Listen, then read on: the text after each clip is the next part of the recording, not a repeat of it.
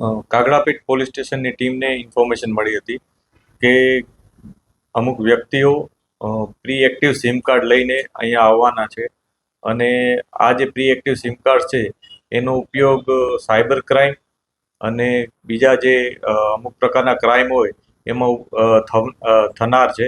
આ પ્રકારની જે પ્રાઇમરી ઇન્ફોર્મેશન હતી એ ઇન્ફોર્મેશનના આધારે પોલીસે ત્યાં વોચ ગોઠવી હતી. વોચ ગોઠવ્યા બાદ જ્યારે બે વ્યક્તિઓ ત્યાં આવ્યા ત્યારે એમની પાસેથી 108 જેટલા પ્રી એક્ટિવ સિમ કાર્ડ મળ્યા હતા કે જેમાં વોડાફોન આઈડિયા, જીઓ અને એરટેલ આ ત્રણેયના જુદા જુદા સંખ્યામાં સિમ કાર્ડ છે. આ જે સિમ કાર્ડ છે એમાં જે લોકો પાસે મળી આવ્યા છે એમાંથી એકનું નામ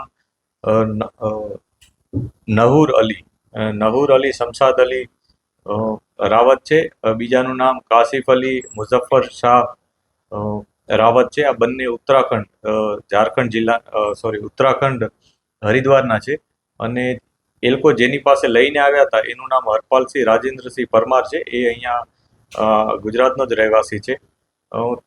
આ જે સિમ કાર્ડ છે એનો ઉપયોગ સાયબર ક્રાઇમ અને અન્ય ક્રાઇમ એમાં થનાર હતો, જેથી એક તો ગુજરાત બહારના સિમ કાર્ડ હોય, ત્યાંના એડ્રેસ હોય એટલે જલ્દીથી ત્યાં સુધી કોઈ લો એન્ફોર્સમેન્ટ એજન્સી પહોંચી ન શકે અહીંની, એ એક હેતુ હતો.